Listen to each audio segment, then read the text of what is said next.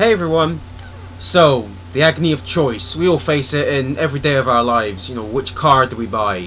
Which film do we want to see? Which TV program are we going to watch tonight? But in this video I'm going to be talking about a different choice here.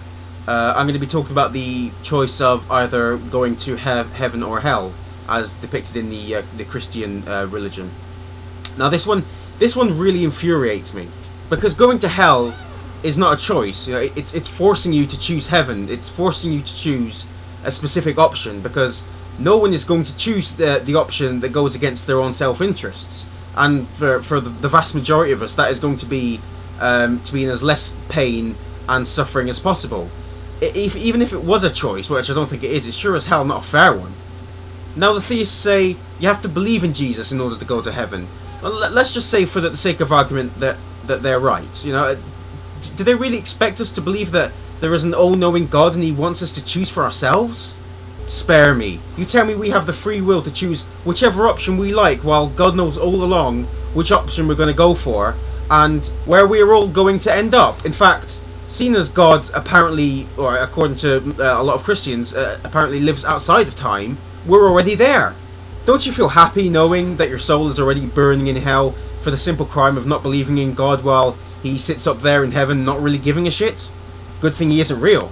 On what plane of existence does that make sense? Can someone reconcile these two things, please? Either we have no choice where we end up, or God is not all-knowing. God says do this or go to hell.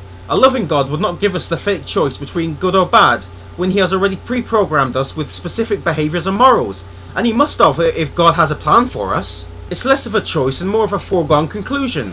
We have made no effort in making this decision. It was all done for us by a higher power who made our brains, knowing that the way they were structured, we could only ever choose one singular path.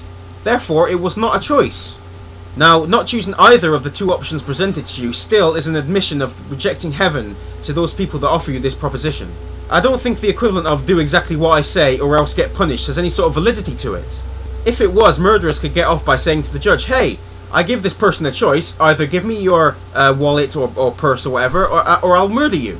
It wasn't my fault, they made the choice. Would any theist who was asked this question think that that was a proper choice? And don't say God can't change His mind either. In the book of Genesis, I'll find the correct chapter and verse and I'll put it in the crotch bar. God first says to Abraham that He won't destroy Sodom if He could find 50 righteous men. Right? But Abraham haggled, that's right, he haggled with God, saying, oh, what about if I find 45 men or 25? And He gets him down to 10 righteous men. So was God right the first time where He said 50, or the second time, or the third time, or what? Either way, it shows that God is not omnipotent. So what's a real choice? Well, to me, a real choice is two or more good or bad options for any given situation.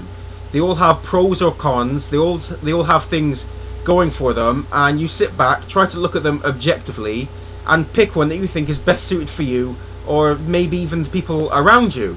And most importantly, you do not get punished for all eternity because someone does not agree with the choice that you made.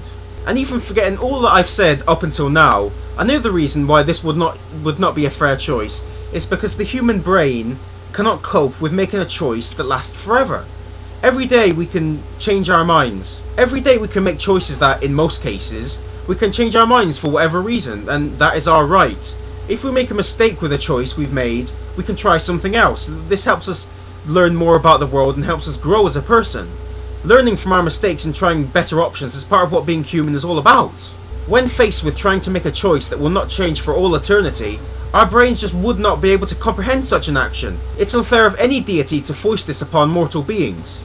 We have no frame of reference in which to put this concept of immortality into. Such extremes of options, whether all good or all bad, is something we don't face in the real world. Things are just not that simple. When being forced into making a decision between the two, we can only make one move, and that's even if this supposed choice had any sort of legitimacy to it.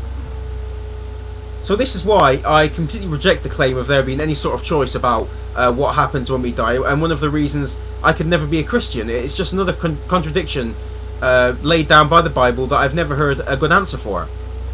And with that, I shall say cheerio. I hope you all enjoyed this video, and check my other videos out if you maybe you'll see something else that you like.